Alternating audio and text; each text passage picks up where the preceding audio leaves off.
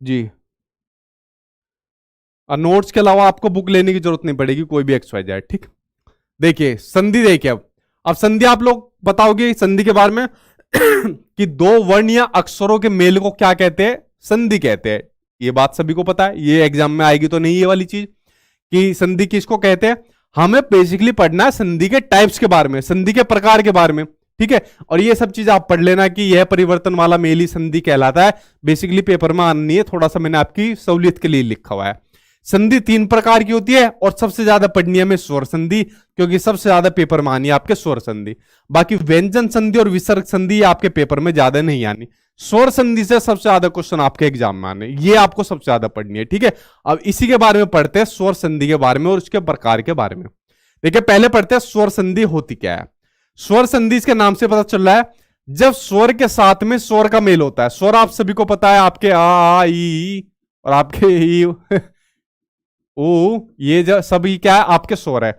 जब ये स्वर आपस में मिलते हैं, ठीक है, जब इनका मेल होता है, तो यही मेल होने के बाद जो परिवर्तन होता है शब्दों में, तो वही क्या होती है आपकी स्वर संधि होती है। ठीक है, तो स्वर संधि आप लोग समझ गए कौन सी होती है। अब इसी के जो प्रकार होते हैं उसके बारे में हम लोगों को पढ़ना है अच्छे तरीके से, क्योंकि यहां से बनता है क्वेश्चन आपके एग्जाम में। अब इसको पढ़ाता हूं आपको ट्रिक से, ध्यान से देखना।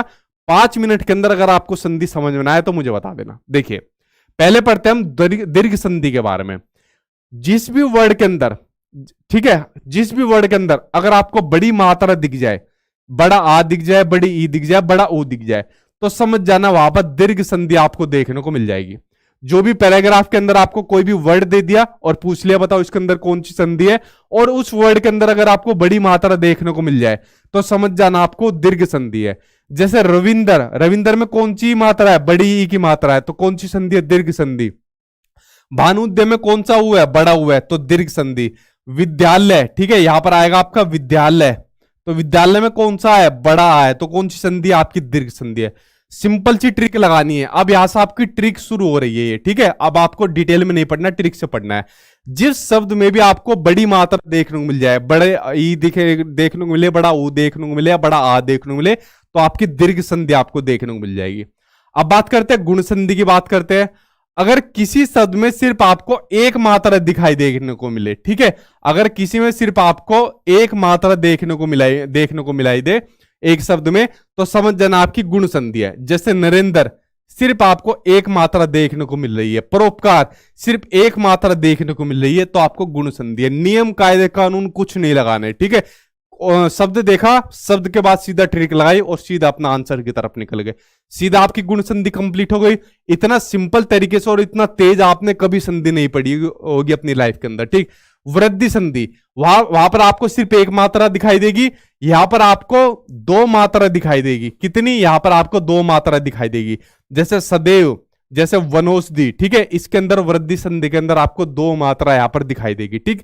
तो ये कौन सी हो जाएगी? आपकी वृद्धि संधि हो जाएगी।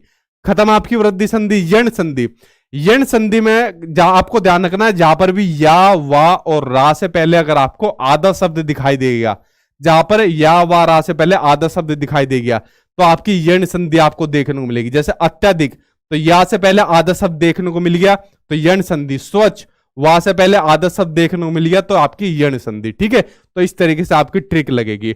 अगली है अयादि संधि। अयादि संधि में क्या होता है? इसमें आपका छोटा ए, बड़ा ए, छोटा ओ, बड़ा ओ की मात्रा नहीं मिलती। इसमें सिर्फ आपको ज्यादातर जो मिलते हैं 3 या मैक्सिमम 4 शब्द देखने को मिलते हैं। जैसा आपका नैन देखने को मिलेगा, सैन आपको देखने को मिलेगा, या फिर पवन आपको देखने को मिलेगा। ये वाली मात्रा आपको इसके अंदर देखने को नहीं मिलेगी, ठीक है। नैन, सैन, पवन वगैरह ये सब आपको देखने को मिलती है अयादि संधि की। देखो 4 या 5 मिनट के अंदर मैंने पूरी संधि कंप्लीट कर दी। इतना फास्ट आपने संधि कभी नहीं पढ़ी होगी, ठीक। और ये पूरी की पूरी